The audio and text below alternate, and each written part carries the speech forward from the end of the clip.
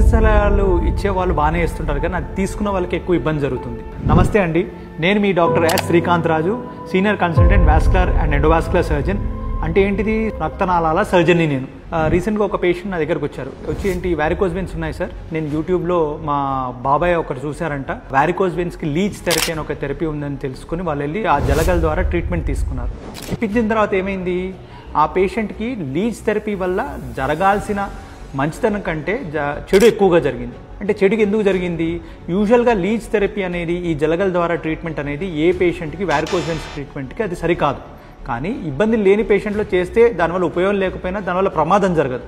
కానీ ఎప్పుడైతే వారికోజ్ వెయిన్స్తో పాటు పెరిఫెరల్ ఆర్టెరియల్ డిసీజ్ అనే సమస్య ఉంటుందో ఆ పేషెంట్స్కి లీచ్ థెరపీ ఇవ్వడం ద్వారా వాళ్ళ యొక్క కాలుకున్న కాంప్లికేషన్స్ పెరిగి గ్యాంగ్రీన్గా మారి కాలు పాడై నా దగ్గరికి వచ్చారు. అప్పుడు చాలా బాధగా అనిపించింది.